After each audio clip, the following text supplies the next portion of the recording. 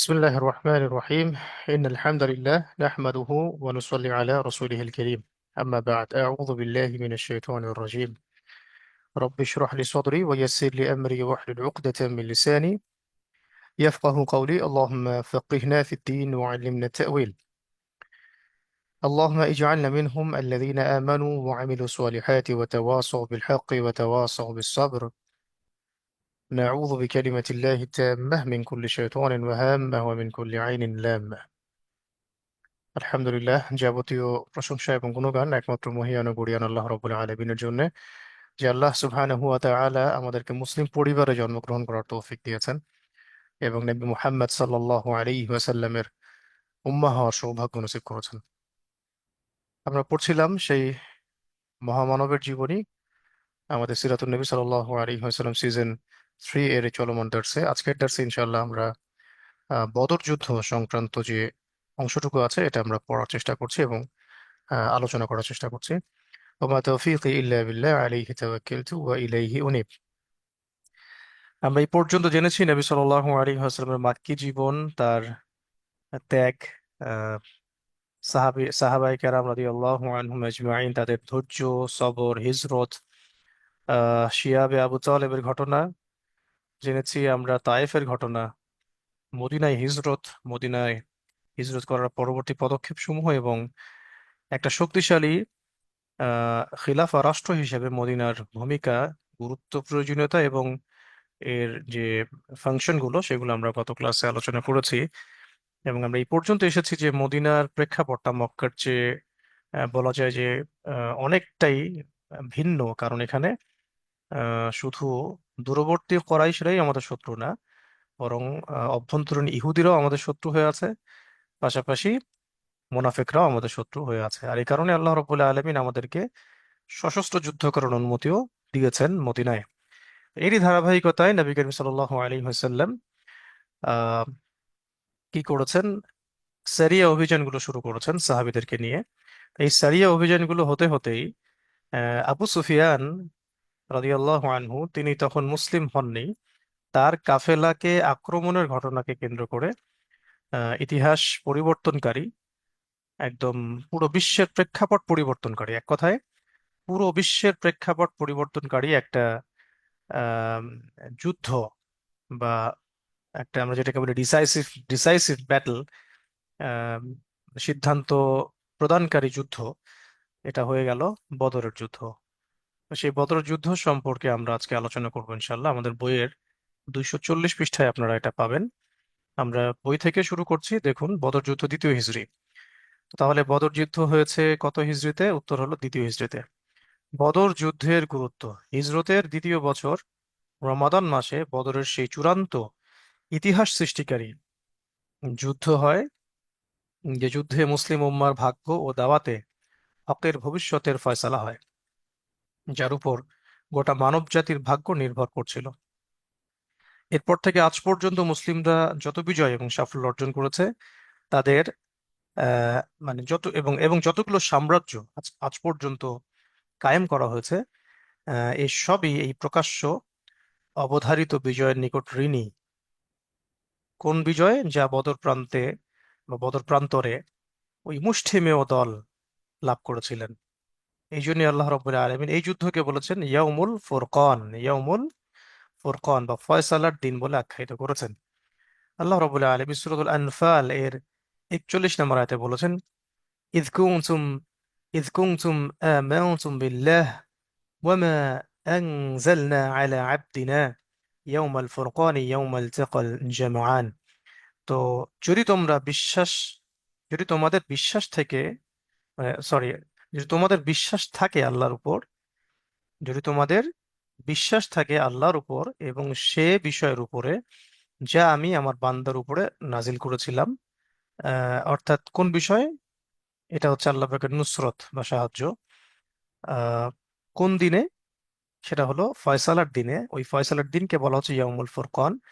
এই ফয়সালার দিনটাই হচ্ছে বদরের দিন, ইয়াউমুল তাকাল জামআন, যেদিন তোমরা দুটো আহ, ঐক্যবদ্ধ দল মানে সেনাবাহিনী একে অপরের মুখোমুখি হয়েছিল। এটাকে বেসিক্যালি বদর যুদ্ধের দিকেই ইন্ডিকেট করা হচ্ছে আর কি। তো এই যুদ্ধের কারণটা হচ্ছে এরকম যে এই যুদ্ধের পেছনে কারণ হচ্ছে রাসূলুল্লাহ সাল্লাল্লাহু আলাইহি ওয়াসাল্লাম জানতে পেরেছিলেন যে আবু সুফিয়ান সিরিয়া থেকে কুরাইশদের এক বিরাট ব্যবসায়ী কাফেলা নিয়ে মক্কা যাচ্ছে। তো কাফেলায় প্রচুর মালামাল এবং দ্রব্য সামগ্রী তো আছেই। এই সময় ছিল এমন সময় যে মুসলিমদের সাথে মক্কার মুশরিকদের একটা বিক্ষিপ্ত সংঘর্ষ চলছিল, এবং কুরাইশরা ইসলামের ক্রমবর্ধমান শক্তির মোকাবেলা, সত্যের পথে বাধা মুসলিমদের জন্য বিভিন্ন রকম অসুবিধা সৃষ্টি করতে মানে আপ্রাণ চেষ্টা চালাচ্ছিল। এমনকি মুসলিমদের যে ধন সম্পদ তারা মক্কায় রেখে এসেছিল, হ্যাঁ, সেগুলোকেও কেন্দ্র করেও তারা মানে জোর জবরদস্তি করা, সেগুলোকে কেন্দ্র করে ব্যবসা বাণিজ্য করা, মানে এমন কোনো জুলুম নাই যে তারা করছিল না।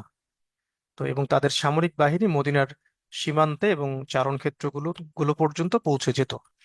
তা রসুল্লাহ সাল্লাহ আলী হাসলাম যখন জানতে পারলেন যে ইসলামের সবচেয়ে নিকৃষ্টতম দুশমন ওই সময়ের প্রেক্ষাপটে একটি বিরাট কাফেলা নিয়ে সিরিয়া থেকে যাচ্ছে আর কি মক্কার দিকে, তখন তিনি সাহাবীদেরকে সেই কাফেলাকে আক্রমণ করার জন্য বা অভিযান চালানোর জন্য তিনি পরামর্শ মানে আদেশ করেন, এবং এটা একটা পদক্ষেপ তিনি গ্রহণ করেন। এইদিকে আবু সুফিয়ানকে আক্রমণ করার জন্য হামজা রাদিয়াল্লাহু আনহু সহ আনসার এবং মুহাজিরদের একটা মোটামুটি 300 প্লাস একটা দল তারা রওনা হন। উদ্দেশ্য কিন্তু ছিল আবু সুফিয়ানের কাফেলাকে আক্রমণ করা, আবু সুফিয়ানের সেই বাণিজ্যিক কাফেলাকে আক্রমণ করা এবং সেই মালামালগুলোকে জব্দ করা গনিমতের মাল হিসেবে, এবং তারা আমাদের সাথে যে জুলুমগুলো করেছে আর কি সেই জুলুমগুলো আহ, এর প্রতিশোধ নেয়া। তো এদিকে আবু সুফিয়ান তিনি সংবাদ পেয়েছিলেন যে রাসূলুল্লাহ সাল্লাল্লাহু আলাইহি ওয়াসাল্লাম এই কাফেলার জন্য রওনা হয়েছেন। তো কুরাইশ নেতৃবৃন্দের মধ্যে এমন অনেক নেতা ছিল যারা এই কাফেলার মধ্যে ছিল না। তো এখন আবু সুফিয়ান আহ, কোনোভাবে মক্কায় খবর পাঠাতে সক্ষম হলো যে তাদের কাফেলা আক্রমণের শিকার হয়েছে। তো এবং তখন কুরাইশরা যেটা করলো যে পুরো কুরাইশরা অহংকারে, ক্রোধে, উত্তেজনায়, আবেগে এবং প্রতিশোধ প্রবণতায় ফেটে পড়লো, এবং মক্কার বড় বড় যোদ্ধাদেরকে নিয়ে প্রায় আহ, বলা হয় যে প্রায় হাজার খানেক, মানে হাজার প্লাস মানুষের একটা বিশাল বাহিনী নিয়ে তারা রওনা হলো বদরের অভিমুখে। তো যদিও বা আবু সুফিয়ান পরবর্তীতে এটা এনশিওর করেছিলেন যে তার কাফেলা শত্রুমুক্ত আছে, রাস্তা বদল করে সে অন্য রাস্তা দিয়ে মক্কা পর্যন্ত চলে যেতে সক্ষম হয়েছে, তবুও আবু সুফিয়ানের বাহিনীকে প্রোটেকশন দেওয়ার ইস্যুটা বাদ দিয়েও আবু জেহেল আবু জেহেল, উতবা, সাইবা, রাবিয়া তারা মুসলিমদেরকে শিক্ষা দেওয়ার জন্য, দাপট প্রদর্শন করার জন্য, তাদের অহংকার, ক্রোধ, তাদের যে একটা আহ, মানে জাতিগত একটা যে কিবার ছিল, আত্মহমিকা, এগুলোকে প্রতিষ্ঠা করার জন্য তারা বদর প্রান্তরে তারপরেও গিয়ে উপস্থিত হয়েছিল আর কি। যখন মুসলিমরা আহ, একে অপরের সাথে কথা বলছিলেন যে আমরা তো আবু সুফিয়ানের কাফেলাকে আক্রমণ করার জন্য এসেছি, এখন তো দেখছি তারা পুরো ফোর্স নিয়ে চলে আসছে। এখন যদি আমরা জানতাম যে তারা এভাবে যুদ্ধ প্রস্তুতি নিয়ে আসবে, তাহলে তো আমরাও কি করতে পারতাম, মদিনা থেকে আমাদের সাপোর্টিভ আরো অনেক ভাই মুসলিম এবং শক্তি সামর্থ্য নিয়ে আমরা আসতে পারতাম। তো যাই হোক, এরকম একটা অপ্রস্তুত অবস্থায় এই যুদ্ধটা হয়ে গেছে আর কি। তো আমরা একটু পড়ে দেখি এই যে আনসারদের প্রস্তাব এবং তার আনুগত্য। তো রাসূলুল্লাহ সাল্লাল্লাহু আলাইহি ওয়াসাল্লাম যখন জানতে পারলেন যে কুরাইশদের এক বিরাট বাহিনী রওনা হয়েছে, তখন তিনি সাথীদের সাথে পরামর্শ করলেন। মাশওয়ারা করাটা সুন্নাহ। সে সময় তার মনোযোগের কেন্দ্রবিন্দু ছিল আনসারদের দিকে। ঠিক আছে, আর তা এজন্য যে তিনি আনসারদের থেকে এই মর্মে বায়াত গ্রহণ করেছিলেন যে তারা মদিনায় তাকে পূর্ণ হেফাজত এবং সাহায্য করবেন। মদিনা থেকে রওনা হওয়ার সময় তিনি এটা জানতে চান যে এই মুহূর্তে আনসাররা কি চিন্তা করছে। সবার আগে মুহাজিররা নিজেদের কথা বললেন এবং খুব ভালোভাবে রাসূলুল্লাহ সাল্লাল্লাহু আলাইহি সাল্লাম তাদের সমর্থনের নিশ্চিত একটা আশ্বাস পেলেন। এবার তিনি পরামর্শ চাইলেন যে আনসারদের কাছে। তো আনসারদের মধ্যে সাআদ বিন মুআজ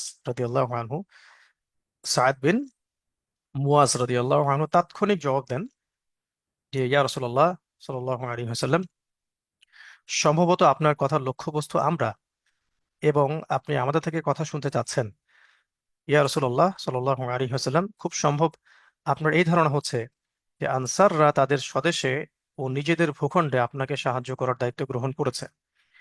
আমি আনসারদের পক্ষ থেকে বিনীত নিবেদন পেশ করছি, এবং তাদের পক্ষ থেকে বলছি যে আপনি যেখানে খুশি চলুন, আপনি যেখানে খুশি চলুন, যার সঙ্গে ইচ্ছা সম্পর্ক স্থাপন করুন, আর যার সঙ্গে ইচ্ছা সম্পর্ক ছিন্ন করুন। আমাদের আমাদের ধন সম্পদ যত খুশি গ্রহণ করুন, এবং যত খুশি আমাদের দান গ্রহণ করুন। আমি আবার বলছি, সাদ বিন মুয়াজ রাদিয়াল্লাহু তাআলা আনহু বক্তব্য ছিল এটাই, ইয়া রাসূলুল্লাহ, খুব সম্ভবত আপনার এই ধারণা হচ্ছে যে আনসাররা তাদের স্বদেশে ও নিজেদের ভূখণ্ডে আপনাকে সাহায্য করার দায়িত্ব গ্রহণ করেছে। আমি আনসারদের পক্ষ থেকে বিনীত নিবেদন পেশ করছি এবং তাদের পক্ষ থেকে বলছি, আপনি যেখানে খুশি চলুন, যার সঙ্গে ইচ্ছা সম্পর্ক স্থাপন করুন, আর যার সঙ্গে ইচ্ছা সম্পর্ক ছিন্ন করুন। আমাদের ধন সম্পদ যত খুশি গ্রহণ করুন, এবং যত খুশি আমাদের দান করুন। আর তা এজন্য যে আপনি যাই কিছু গ্রহণ করবেন, তা আপনি যা অর্জন করবেন তার তুলনায় আমাদের নিকট অনেক বেশি প্রিয় হবে। আপনি যা হুকুম করবেন আমরা তা মাথা নত করে অবনত মস্তকে মেনে নিব। আল্লাহর কসম করে বলছি, আপনি যদি চলা শুরু করেন, এমন বারকু গামাদান এই পর্যন্ত পৌঁছে যান। তো বারকু গামাদান কি, সেটা সম্পর্কে নিচে দেখুন, 356 নম্বর টিকার মধ্যে লেখা আছে যে জাদুল মাআদ প্রথম খণ্ড পৃষ্ঠা নম্বর 372, এখানে দেখেন সিরাত ইবনে হিশামের বরাত দিয়ে বারকু গামাদানের একটা টিকা এসেছে। এটা বলা হচ্ছে এটা ইয়েমেনের একটা জায়গার নাম। এক ভাষ্য মতে এটি হেজর বা সামুদ জাতির একটা বস্তি, আহ, এবং দূর এর দূর দারাজ একটি এলাকা। সুহাইলি মানে ইবনে হিশামের ভাষ্যকার, তিনি বলেন যে আমি তাফসীরের কিছু কিছু কিতাবে দেখেছি যে এটি আবিসিনিয়ার একটি শহর। ঠিক আছে, বারকু গামাদান আবিসিনিয়ার একটা শহর। যাই হোক, এটি এমন একটা শহর যা মদিনা মুনাওয়ারা তাইয়্যিবা থেকে অনেক অনেক দূরে, এবং দূরবর্তী এলাকা হিসেবে মানে কিংবদন্তি শহরে মানে পরিণত হয়েছে। যেমন আমরা বলে থাকি যে কালাপানির দ্বীপান্তর, আমরা বলে থাকি না, কালাপানির দ্বীপান্তর বা কোহে কাফ শহর ইত্যাদি। এ ধরনের একটা স্টেটমেন্ট হচ্ছে এটা যে আপনি যদি চান তাহলে আমাদেরকে নিয়ে পথ চলা শুরু করুন, এমনকি বারকু গামাদান পর্যন্ত যদি পৌঁছে যান তবুও আমরা আপনার সাথে চলবো। এটা কে বলেছেন? এটা বলেছেন আহ, বিখ্যাত সাহাবী, আনসার সাহাবী সাদ বিন মুয়াজ রাদিয়াল্লাহু তাআলা আনহু। শেষে তিনি এটাও বলেছেন যে আপনি যদি আমাদেরকে নিয়ে উত্তাল সাগরেও ঝাঁপ দিতে চান, ঝাঁপিয়ে পড়তে চান, তবুও আমরা আপনার সাথে উত্তাল উত্তাল সমুদ্রেই ঝাঁপিয়ে পড়ব।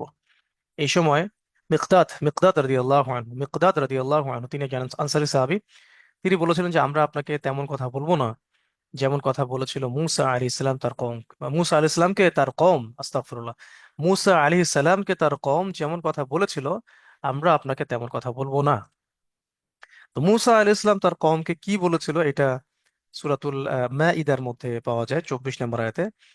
যখন মুসা আলাইহিস সালামকে আল্লাহ পাক মানে ফেরাউনের কবল থেকে মুক্ত করেন, বনু ইসরায়েলকে সহ, সাগর দ্বিখণ্ডিত হয় এবং তারা সেখান থেকে নিষ্কৃতি পান। হ্যাঁ, এরপরে আল্লাহ রাব্বুল আলামিন তাদেরকে একটা আদেশ করেছিলেন যে বাইতুল মুকাদ্দাস সেটা দখল করে আছে মানে এক দুর্ধর্ষ কাফের সম্প্রদায়, তাদের বিরুদ্ধে জিহাদ করার জন্য। তো তখন মুসা আলাইহিস সালাম তার সম্প্রদায়কে কিন্তু আহ্বান করেছিলেন যে আল্লাহ পাক আমাদেরকে কেতাল কেতাল করার জন্য বলেছেন, যুদ্ধ করার জন্য বলেছেন। তো আপনারা তোমরা আমার সাথে আল্লাহর রাস্তায় বেরিয়ে পড়ো। তো তখন মুসা আলাইহিস সালামের কওম বলেছিল, অর্থাৎ বনু ইসরাইল যাদেরকে আল্লাহ পাক এত নেয়ামত দিয়েছেন, উদ্ধার করেছেন ফেরাউনের কবল থেকে, সাগর দ্বিখণ্ডিত করে দিয়েছেন, মান্না সালোয়া আল্লাহ পাক খাইয়েছেন, এই কওম মুসা আলাইহিস সালামকে বলেছিলেন যে ফাযহাব আনতা ওয়া রাব্বুকা ফাকাতিলা ওয়া ইন্না হাহুনা কাঈদুন নাউযু বিল্লাহি মিন যালিক। তারা বলেছিল যে ফাযহাব, তুমি তুমি যাও, আনতা ফাযহাব আনতা, হে মুসা তুমি যাও, নাউযু বিল্লাহ, কত বেয়াদবি, ও রব্বুকা, এবং তুমি এবং তোমার রব যাও, কাতিলা তোমরা দুজনে মিলে যুদ্ধ করো, নাউযু বিল্লাহি মিন যালিক। আমাদের উম্মার অবস্থাও কিন্তু আহ, এখন অনেকটা এমনই আর কি। মানে যারাই এই পথে পা বাড়িয়েছেন, পুরো উম্মাহ তাদেরকে রিজেক্ট করেছে, এবং পুরো উম্মাহ তাদেরকে এভাবেই ট্রিট করেছে যে যাও, তোমরা যাও এবং তোমাদের রব গিয়ে যুদ্ধ করো, আমরা বসে থাকলাম। ওয়াইন্না হ্যাঁ হুনা, সরি, ইন্না ওয়া নাই, শুধু ইন্না, ইন্না হ্যাঁ হুনা কাঈদুন, আমরা এখানে বসে থাকলাম। পৃথিবীতে যেখানেই দেখবেন আজকে মুসলিম নির্যাতিত হচ্ছে, চরম মানে লাঞ্ছনার শিকার হচ্ছে, অপদস্থ হচ্ছে, বোমের খোরাক হচ্ছে, আমাদের মা মা বোনদের ইজ্জত যাচ্ছে, আমাদের ভাইদের রক্ত দিতে হচ্ছে, শিশুদেরকে হত্যা করা হচ্ছে, সেখানে যারাই প্রতিহত করার চেষ্টা করেছে বা করছে এখন পর্যন্ত সারা বিশ্বে, পুরো বিশ্বের মুসলিমরা যেন তাদেরকে রিজেক্ট করেছে। ঠিক যেমন বনু ইসরাইলের এই কওমের মতোই কথা হয়ে গেছে, ফাযহাব আনতা ওয়া রাব্বুকা ফাকাতিলা ওয়া ইন্নাহা হুনা কাঈদুন।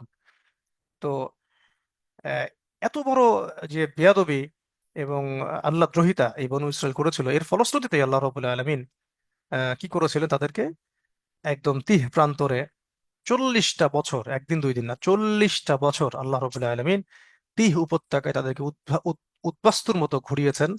তারা সকালবেলা উঠতো, চলা শুরু করতো, আবার দেখতো রাতের বেলা তারা আহ, ওই রকমই কোনো একটা জায়গায় এসে উপস্থিত হয়েছে। ওই জায়গাটা থেকে তারা বের হতে পারছিল না। একটা উন্মুক্ত কারাগারের মধ্যে তারা তাদেরকে আল্লাহ রবুল্লাহ আলমিন সেখানে শাস্তি দিয়েছেন। আর আজকে আমাদের গাজ্জাকেই একটা উন্মুক্ত কারাগার হিসেবে এই বনু ইসরাইল দাবিদার ইহুদিরাই মুসলিমদের সাথে সেই আচরণটা করতেছে। তো আসলে ইতিহাস রিপিটেড হচ্ছে, কিন্তু অন্য ডাইমেনশন থেকে। তো এখানে মিকদাদ রাদিয়াল্লাহু তাআলা আনহু বলেছিলেন যে, ইয়া রাসূলুল্লাহ সাল্লাল্লাহু আলাইহি ওয়াসাল্লাম, আমরা আপনাকে সেই কথা বলবো না যেই কথা মুসা আলাইহিস সালামকে তার কওম বলেছিল। বরং আমরা বলবো যে বরং আমরা বলবো যে আমরা তো আপনার ডানে লড়বো, আপনার বামে লড়বো, আপনার সামনে লড়বো, আপনার পিছনে লড়বো।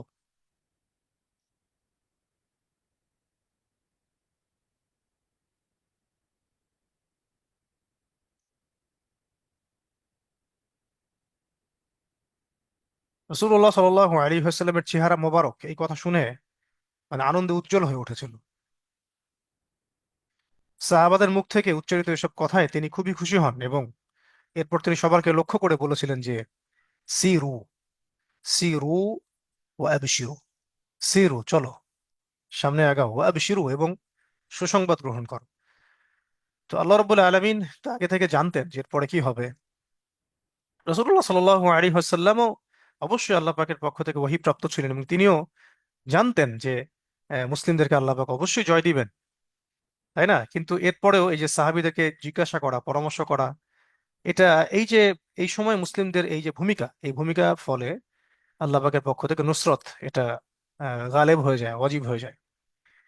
তো সত্য কথা হচ্ছে যে এখনো যদি বিশ্বের প্রেক্ষাপটে মুসলিমরা বদরের মতোই একজন আহ, নেতার অধীনে, সুযোগ্য কোনো নেতার অধীনে, সেটা পৃথিবীর বিভিন্ন জায়গায় হতে পারে, বিভিন্ন নেতার অধীনেও হতে পারে, কিন্তু এইরকমই যদি সিরাতের আদলে কোনো নেতার, বলিষ্ঠ কোনো নেতার অধীনে মুসলিমরা এইভাবে জান প্রাণ, মাল, তাদের জীবন, তাদের তাদের কি বলবো, তাদের নিঃশ্বাস, তাদের শ্রম, রক্ত, মাংস, ঘাম যদি বিসর্জন দিতে পারে, তাহলে এই বদর যে সাফল্যটা এসেছে, এই সাফল্যটা প্রত্যেক যুগে যুগে মুসলিমদের পায়ের তলেই আসতো। এটাই স্বাভাবিক ছিল, এটাই মানে ওয়াজিব ছিল আমাদের উপরে। কিন্তু আসলে আমরা এরকম কোনো পদক্ষেপও নিতে পারি নাই, এবং এরকম কোনো প্ল্যাটফর্ম বা এরকম কোনো আমির ইমারা জামা আমরা আসলে করতে পারি না। আমরা তো আসলে সত্যি কথা বলতে এতটাই নাউযু বিল্লাহি মিন যালিক, আমরা এতটাই মুনাফিক হয়ে গেছি যে আমাদের নামাজেরই ঠিক নাই, ইভেন আমাদের দ্বীনি ইলম শেখারও ঠিক নাই। আমাদের মানে আকীদা, আমল, আখলাক, আমাদের লেনদেন, আমাদের টাকা পয়সা, আমাদের অর্থনৈতিক বিষয়গুলো, আমাদের রিজিক, কোনো কিছুরই যেন আমাদের কাছে কোনো পাত্তা নাই, পরোয়া নাই। তাহলে এই উম্মাহকে দিয়ে কিভাবেই বা বদরের সেই বিজয় অর্জিত হবে, এটাই তো সবচেয়ে বড় প্রশ্নবিদ্ধ একটা বিষয়। অথচ অথচ যারা এই পথে হেঁটেছেন, যুগে যুগে হেঁটেছেন, সেই রকম তাকেও অর্জন করেছেন, পরহেজগারিতা অবলম্বন করেছেন, সেই রকম ভাবে জাতিকে মানে উদ্বুদ্ধ করেছেন, জামা গঠন করেছেন, পরিপূর্ণ দিন প্রতিষ্ঠার চেষ্টা করেছেন, এবং এমনকি আল্লাহ রাস্তায় এভাবে সশস্ত্র যুদ্ধগুলো করার আহ, সাহস দেখিয়েছেন। সাফল্য কিন্তু তাদের তাদের কাছে এসেছে। এটার প্রমাণ কিন্তু বিগত বিগত 100 বছরের এই বিশ্বের ইতিহাস দেখলে আমরা বুঝতে পারবো যে বিগত 100 বছরে আহ, ইসলামের দুশমনরা কাদের কাছে এসে নাকানি চুবানি খেয়েছে, আর কাদের কাছে ইসলামের দুশমনরা প্রভু হয়ে আছে। এটা আমরা কিন্তু একটু আইডেন্টিফাই করলে বুঝতে পারবো যে আসলে বিগত 100 বছরে যে একটু তাকিয়ে দেখেন, তাহলেই বুঝতে পারবো আমরা যে আহ, কোন আহ, পথে হাঁটার দরুন এক শ্রেণীর মানুষের কাছে ইসলামের দুশমনরা লাঞ্ছিত হয়েছে, বিপুল সংখ্যক উম্মার এই অংশের কাছে পশ্চিমারা, জায়নিস্টরা, ইহুদিরা, আর অন্যান্য যারা ইসলামের দুশমন আছে তারা প্রভুর আসনে বসেছে। তো এই পার্থক্যগুলো আইডেন্টিফাই করতে পারলেই আমরা আসলে পরবর্তী সময়গুলোতে ইনশাল্লাহ আমাদের পদক্ষেপগুলো গ্রহণ করতে পারবো বলে আমরা আশা করি। তো জিহাদ ও শাহাদাতের প্রতি বালকদের আগ্রহ, একটা পয়েন্ট আনা হয়েছে যে মুহাজিরগণ বদর প্রান্তের দিকে রওনা হলে উমায়ের বিন আবি ওয়াক্কাস রাদিয়াল্লাহু আনহু নামক একজন আহ, বালক, যার বয়স তখন 16 বছর, তিনিও মুহাজিরদের সাথে মুজাহিদদের সাথে রওয়ানা হন। তার কি ভয় ছিল? তার একটা ভয় ছিল যে না জানি রাসূলুল্লাহ সাল্লাল্লাহু আলাইহি ওয়াসাল্লাম তাকে অল্প বয়স্ক ভেবে ফেরত দেন কিনা। এই জন্য তিনি রাসূলুল্লাহ সাল্লাল্লাহু আলাইহি ওয়াসাল্লামের চোখে ধরা পড়া থেকে বাঁচাতে লুকিয়ে বেড়াচ্ছিলেন। তো তার বড় ভাই সাঈদ ইবনে আবি ওয়াক্কাস রাদিয়াল্লাহু আনহু তাকে লুকিয়ে পড়ার কারণ জিজ্ঞেস করায় তিনি তার ভয়ের কথা ব্যক্ত করেন এবং বলেন যে আমি এই জিহাদে শরীক হতে চাই, সম্ভবত আল্লাহ তাআলা আমাকেও শাহাদাত দান করবেন। তার আকাঙ্ক্ষাই অবশেষে সত্য হয়ে গেল। রাসূলুল্লাহ সাল্লাল্লাহু আলাইহি ওয়াসাল্লাম এই ধারণায় সে এখনো যুদ্ধের বয়সে পৌঁছায়নি তাকে ফেরত পাঠাতে চান এবং এতে তিনি কাঁদতে থাকেন।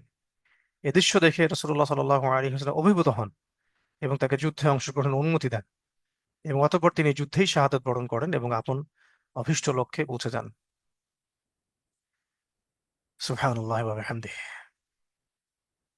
আল্লাহুম্মা ইজআলনা মিনহুম الذين آمنوا وعملوا الصالحات وجاهدوا في سبيلك واستشهدوا। মুসলমান ও কাফিরদের মধ্যে সামরিক শক্তির পার্থক্যটা এখানে দেওয়া হয়েছে। রাসূলুল্লাহ সাল্লাল্লাহু আলাইহি ওয়াসাল্লাম দ্রুত বেগে যুদ্ধের ময়দানের দিকে রওনা হন। মাত্র 313 জন তার সাথে ছিলেন এবং মাত্র 2টা ঘোড়া ছিল মুসলিমদের এবং 70টা উট ছিল। আর এক একটার পিঠে পালা বদল করে 2-3 জন করে বসা হচ্ছিল। এক্ষেত্রে কে সৈনিক, কে অফিসার, কে সাধারণ সৈনিক, কে সিপাহী, এগুলো কোনো পার্থক্য ছিল না। স্বয়ং রাসূলুল্লাহ সাল্লাল্লাহু আলাইহি ওয়াসাল্লাম নিজে, হযরত আবু বকর রাদিয়াল্লাহু আনহু, ওমর ইবনুল খাত্তাব এবং বিশিষ্ট সাহাবায়ে কেরাম এখানে শরীক ছিলেন। জিহাদের পতাকা, অর্থাৎ যেটাকে আমরা মুসআব বিন উমাইর রাদিয়াল্লাহু আনহু হাতে আহ, দেখেছি। আর মুহাজিরদের যে পতাকাটা সেটা ছিল আলী রাদিয়াল্লাহু আনহু হাতে এবং আনসারদের পতাকাটা ছিল সাদ বিন মুআজ রাদিয়াল্লাহু আনহু হাতে। আর মেইন যে একটা পতাকা, মানে পুরো আহ, মুসলিমদের যে একটা পতাকা, সেটা ছিল মুসআব বিন উমাইর রাদিয়াল্লাহু আনহু হাতে।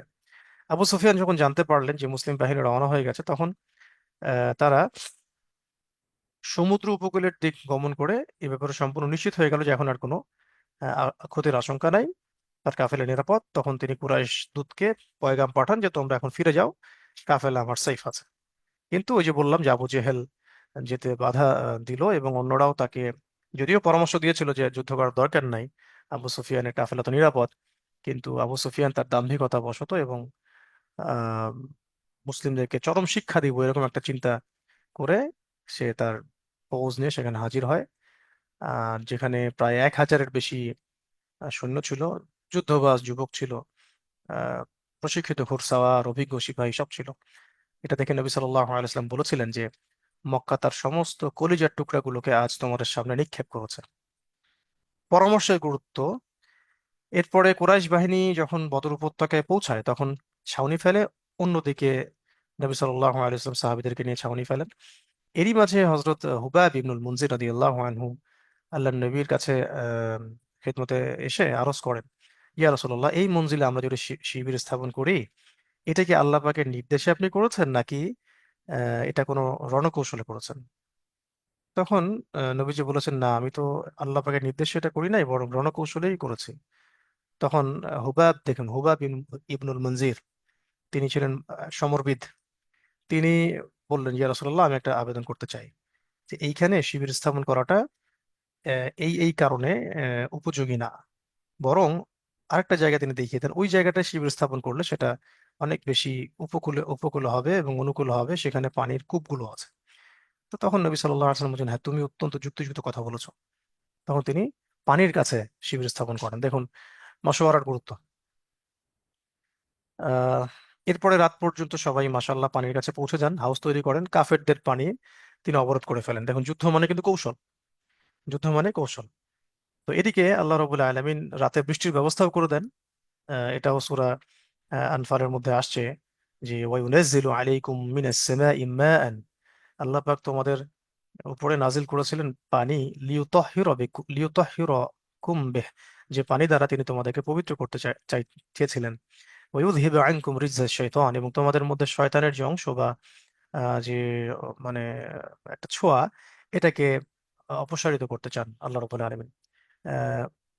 ওয়ালিয়ারবিতু আলা কুলুবিকুম ওয়া ইউসাব্বিতা বিহিল আকদাম, এবং এর দ্বারা তিনি তোমাদের কলব, হৃদয়গুলোকে শক্তিশালী করতে চান এবং তোমাদের পা গুলোকে সুরক্ষিত করতে চান। ঠিক আছে।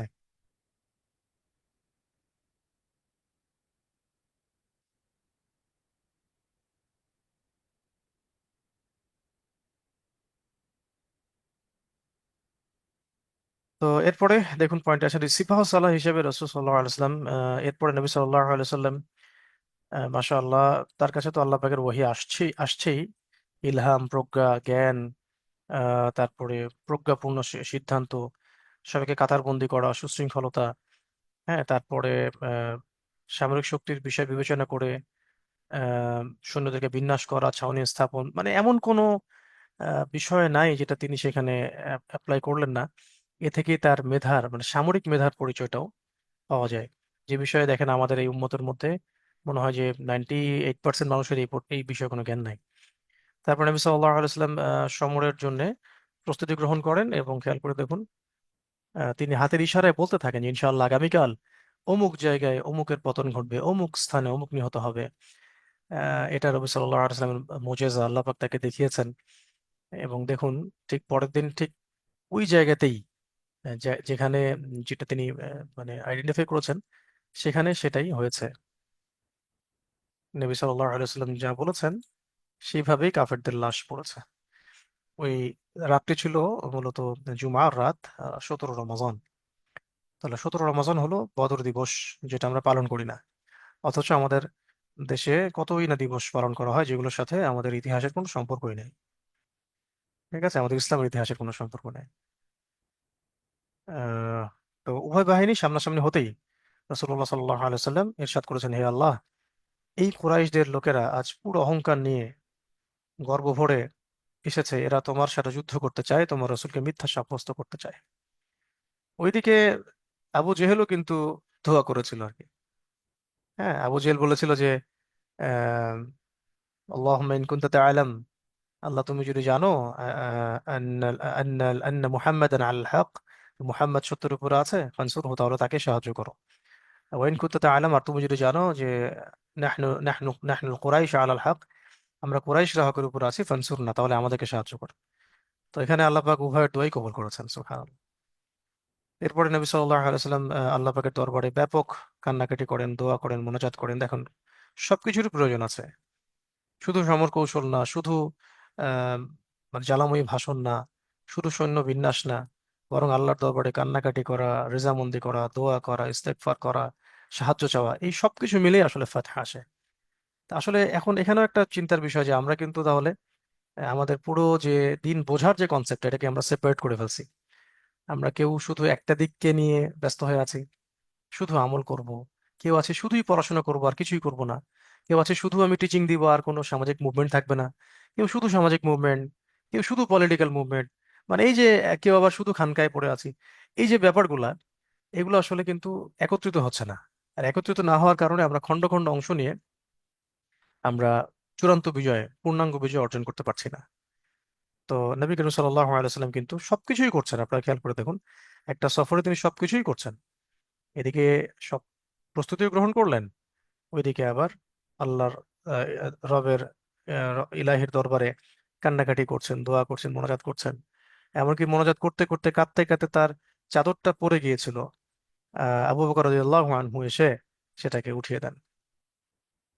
এই যে নবীজি বলেছেন, আল্লাহুম্মা ইন তুহলিকা হাযিহিল ইসাবা লা তু'বাদু বা'দাহা ফিল আরদ। হে আল্লাহ, আজকে যদি তুমি এই ক্ষুদ্র জামাতটাকে, এই সাহাবাটাকে, এই ক্ষুদ্র দলটাকে তুমি যদি আজকে আল্লাহ তুমি আহ, ধ্বংস করে দাও, তাহলে তোমার ইবাদত করার মতো আর কেউ পৃথিবীতে অবশিষ্ট থাকবে না।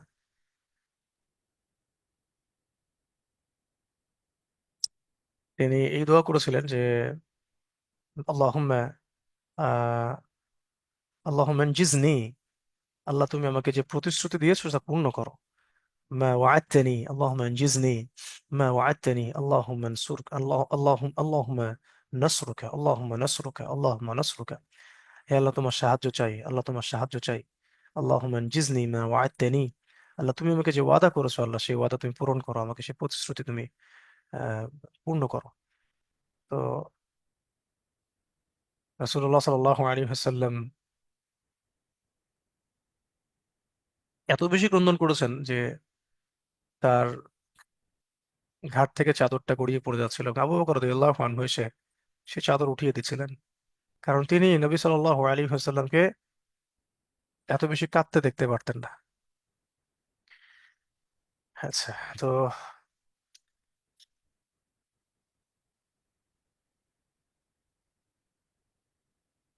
উম্মতের সঠিক পরিচয় এবং আসল পয়গাম নির্ধারণ, এই অংশটুকু আপনারা পড়বেন, নিজেরা পড়বেন।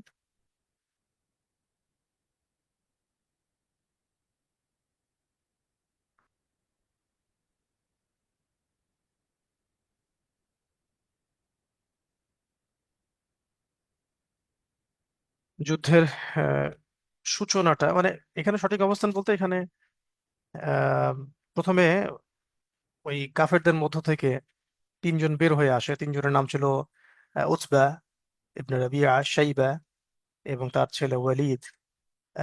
তো তারা এসে তিনজনকে আহ্বান করতে থাকে দ্বন্দ্ব যুদ্ধের জন্য। তো তিনজন আনসার সাহাবী সামনে এগিয়ে যান, তো তখন তারা বলে যে না, তোমরা আমাদের সমপর্যায়ের নও। আহ, ইয়া মুহাম্মদ আখরিজ লানা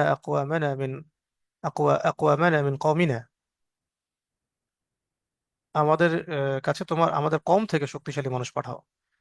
তখন উবাইদা উবাইদা ইবনুল হারিস, হামজা, আলী রাদিয়াল্লাহু আনহুম আজমাইন তারা অগ্রসর হন এবং দ্বন্দ্বযুদ্ধ হয়। দ্বন্দ্বযুদ্ধের মধ্যে মাশাআল্লাহ প্রথমেই আলী রাদিয়াল্লাহু আনহু আহ, আলী রাদিয়াল্লাহু আনহুর হাতে এই আপনার এই যে আপনার কি বলার নাম, সাইবা, সে নিহত হয়। তারপরে হামজা রাদিয়াল্লাহু আনহুর হাতে উতবা, আর এই যে আবু উবাইদা ইবনে জারর রাদিয়াল্লাহু আনহু, সরি আবু উবাইদা না, উতবা ইবনে হারিস রাদিয়াল্লাহু আনহু হাতে বাকি যে ছিল এরকম। বা কোনো কোনো বর্ণনা একটু এদিক ওদিক এসেছে, মানে এই তিনজনের সাথে এই তিনজনের যুদ্ধ হয়। বাকি তিনজনই কাফের, তারা জাহান্নামে চলে যায়। এরপরে শুরু হয় মূলত আহ, মূল যুদ্ধ। এই সময় নবী সাল্লাল্লাহু আলাইহি ওয়াসাল্লাম সবাইকে একটা আয়াত পড়ে উৎসাহ দেন, সেটা হলো আহ, ওয়াসারিউ ইলা ওয়াসারিউ ইলা মাগফিরাতিম মির রাব্বিকুম ওয়া জান্নাহ ওয়াসারিউ ইলা মাগফিরাতিম মির রাব্বিকুম ওয়া জান্নাহ আরদুহা কাআরদিস সামাই ওয়াল আরদ। অর্থাৎ তোমরা এগিয়ে চলো সেই জান্নাতের দিকে, আল্লাহর সেই ক্ষমার দিকে যার প্রশস্ততা আসমান এবং জমিন পর্যন্ত। এরপরে মাশাআল্লাহ প্রথম শহীদ নবী সাল্লাল্লাহু আলাইহি ওয়াসাল্লামের জবান থেকে উচ্চারিত এই কথায় উমাইর ইবনে হুমাম আনসারী তিনি বলেন যে ইয়া রাসূলুল্লাহ, সে আসমান এবং জমিন বরাবর জান্নাত? উমাইর ইবনুল হুমাম, উমাইর ইবনে হুমাম তিনি বলেন হ্যাঁ। এতে উমাইর রাদিয়াল্লাহু আনহু বলে ওঠেন বাহ বাহ, মানে বাহ বাহ। রাসূল সাল্লাল্লাহু আলাইহি ওয়াসাল্লাম লক্ষ্য করেন, তুমি কি বলছো? তো বলছে অন্য কিছু না, আমি এই ধারণায় বলছি যে জান্নাত যেন আমার ভাগ্যে জুটে যায়। তখন নবীজি বললেন যে হ্যাঁ, তুমি জান্নাতে প্রবেশ করবে। এরপর উমাইর তিনি কিছুটা খেজুর বের করে খেতে থাকেন। হঠাৎ তিনি খেজুর ফেলে দেন এবং বলেন যে খেজুর শেষ হওয়া পর্যন্ত যদি আমি অপেক্ষা করি অনেক দেরি হয়ে যাবে, এতক্ষণ বেঁচে থাকার ধৈর্য নাই আমার। এই বলে তিনি খেজুরগুলো ছুঁড়ে ফেলে দেন এবং যুদ্ধের ময়দানে ঝাঁপিয়ে পড়েন এবং শহীদ হয়ে যান। গত যুদ্ধে তিনি ছিলেন প্রথম শহীদ, উমায়ের ইবনে হুমাম, উমায়ের ইবনে হুমাম আনসারী রাদিয়াল্লাহু আনহু। এরপরে যুদ্ধ শুরু হয়, মাশাআল্লাহ আপনারা এটা পড়লেই বুঝতে পারবেন। সবার জবানে তখন তাসবিহ, তাহলিল, তাকবীর, এবং আহ, মানে শত্রুর শত্রু তাদের কাছে আসার মতো সাহস করছিল না, এতটা বীরত্বের সাথে তারা যুদ্ধ করছিলেন। এর আল্লাহ রাব্বুল আলামিন আসমান থেকে আল্লাহর ফেরেশতাদেরকে পাঠান, যারা মুশরিকদেরকে ছিন্ন ভিন্ন করে ফেলছিল। এটা আল্লাহ পাক বলেছেন যে ইয ইউহি রাব্বুকা ইলাল মালায়েকা, যখন তোমার রব ফেরেশতাদেরকে ওহী করেছিলেন যে আন্নী মাআকুম, আমি তোমাদের সাথে আছি। ফাসাব্বিতুল লাযীনা আমানু, তোমরা মুমিনদেরকে দৃঢ় রাখো, অটল রাখো। সাউলকি ফি কুলুবিল্লাযীনা কাফারু রু'ব, আর আমি অচিরেই কাফেরদের অন্তরের মধ্যে ভয় সঞ্চার করব। ফাদরিবু ফাওকাল আনাক, তাদের গর্দানে আঘাত করো। ওয়াদরিবু মিনহুম কুল্লা বানান, তাদের প্রত্যেকটা অঙ্গ প্রত্যঙ্গে আঘাত করো। তো এই যে আয়াতগুলো আপনারা পড়লেই বুঝতে পারবেন কিভাবে এখানে আল্লাহ রাব্বুল আলামিন আমাদেরকে সাহায্য করেছেন। তো এই যে দেখুন, জিহাদের প্রতি, শাহাদাত লাভের প্রতি দুই ভাইয়ের প্রতিযোগিতা। তো এত প্রতিযোগিতা ছিল যে আব্দুর রহমান বিন আউফ রাদিয়াল্লাহু আনহু বলেন যে বদর যুদ্ধে আমরা বাহিনীর মধ্যে অবস্থান করছিলাম। এমন সময় দেখলাম দুইজন অল্প বয়স্ক তরুণ ডানে বামে। তো ভাবছিলাম যে আহ, এই তরুণ দুটোর কথা শোনার ফিকির করার চেষ্টা করছিলাম। তো চাচা বল, চাচা আমাকে একটু দেখাই দেন তো আবু জেহেল কোথায়। তরুণ দুজন বলছে, চাচা আমাকে দেখাই দেন তো আবু জেহেল কোনটা, কোনটা আবু জেহেল। তো চাচা অর্থাৎ আবুর রহমান আউফ তিনি বলছেন যে তোমার তোমার সাথে তার কি শত্রুতা, তার সাথে তোমার কি কি কি দরকার। তিনি এই সাহাবী দুজন বলছিলেন যে, দুজনের নাম সম্ভবত মুআজ, দুজন মুআজ, যে আমরা শুনেছি যে মক্কায় এই আবু জেহেল নাকি আহ নবী সাল্লাল্লাহু আলাইহি ওয়াসাল্লামকে অনেক বেশি কষ্ট দিয়েছে। তো তখন আমি হাতের ইশারায় আবু জেহেলকে দেখিয়ে দেই। অমনি তারা বাজ পাখির মতো ঝাঁপায় পড়ে এবং সেখানেই আবু জেহেলকে লাশে পরিণত করে।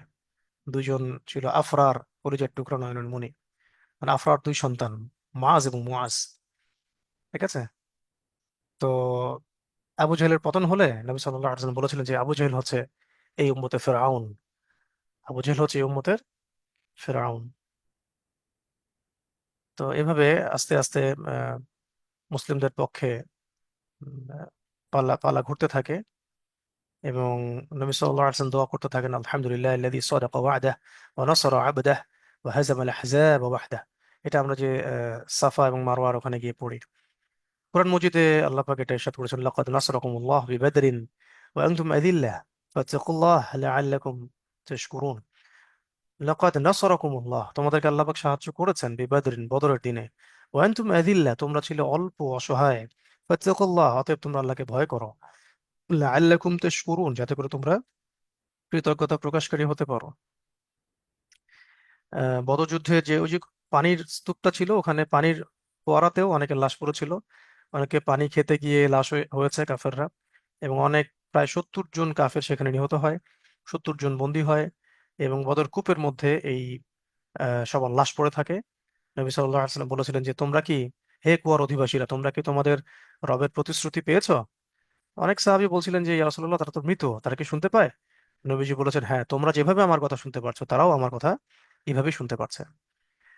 তো এদিকে মুসলিমদের মধ্যে মাত্র 6 জন মুহাজির এবং 8 জন আনসার, মোট 14 জন শাহাদাত বরণ করেন। তো বদর যুদ্ধের প্রতিফল, প্রতিক্রিয়া, ফলাফল এটা বলার অপেক্ষা রাখে না। যে পুরা পুরা শুধু আরব নয়, পুরো জাজিরাতুল আরব জেনে গেল যে আরবের মধ্যে নতুন একটা শক্তির উত্থান হয়েছে, যার সামনে কুরাইশদের বিশাল বাহিনী টিকতে পারে নাই। বরং মিজারেবলি তারা, আহ, মানে কি বলবো, কোন শব্দ প্রয়োগ করব, মানে চরম লাঞ্ছিত হয়েছে তারা মুসলিমদের কাছে, ধিক্কৃত হয়েছে, পরাজিত হয়েছে, তাদের পদস্খলন হয়েছে। এবং তাদের বড় বড় শীর্ষস্থানীয় 70 জন মারা গেছে, বড় বড় 70 জন এখানে যুদ্ধবন্দী হয়েছে। তো এটা তো একটা বিশাল বিজয়, ফাতহুন আযীম, যেটা পুরো আরবকে কাঁপিয়ে ফেললো যে না, আরবের মধ্যে একটা নতুন শক্তি মুহাম্মদ সাল্লাল্লাহু আলাইহি ওয়াসাল্লামের হাত ধরে কি হয়েছে, জাগ্রত হয়েছে, যার সামনে কুরাইশরাও টিকতে পারে নাই। এরপরে যুদ্ধবন্দীদের সাথে আমরা আহ কোনো রকমের খারাপ আচরণ করা হয় নাই, বরং তাদের কাছ থেকে আহ, আপনার মুক্তিপণ নেওয়া হয়েছে। এমনও হয়েছে শিক্ষার বিনিময়ে কাউকে ছেড়ে দেওয়া হয়েছে। এটা বাচ্চাদের লেখাপড়া শেখানোর বিনিময়ে বন্দী মুক্তি হয়েছে। আর এটা ইতিহাসে বিরল। অন্যান্য যুদ্ধগুলোতে যেটা হয়, যুদ্ধবন্দীদের সাথে আমাদের আচরণ কি হতে পারে সেটার তো একটা দৃষ্টান্ত আমরা দেখলাম। সিদনায়া কারাগার আপনারা দেখলেন কয়দিন আগে। এর আগে গুয়ান্তানামোতে কি করা হয়েছে, তারপরে আপনার মাল্টার দ্বীপে কি করা হয়েছে, ইংরেজি আমলে কি করা হয়েছে, এবং এই যে আরাকান রোহিঙ্গাদের সাথে কি করা হয়েছে, তো গাজায় কি করা হচ্ছে। তো যুদ্ধবন্দীদের সাথে তাদের আচরণ কি হয়, এটা তো অন্য ধর্মদের সাথে ইসলামের কোনো তুলনা হয় না। তো এগুলো আপনারা নিজেরাই পড়তে পারবেন। আর বাকি আহ,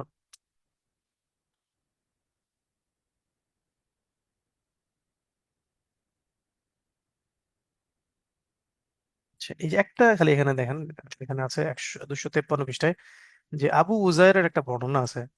রাসূল সাল্লাল্লাহু আলাইহি ওয়াসাল্লাম যুদ্ধবন্দীদের সাথে ভালো ব্যবহার করার আদেশ দিয়েছিলেন যে তারা যখন আমাকে বন্দি করে নিয়ে গেল তখন জনৈক আনসারীর ঘরে আমার জায়গা হলো। তারা আমাকে 2 বেলা রুটি খেতে দিত আর নিজেরা খেজুর খেয়ে থাকতো।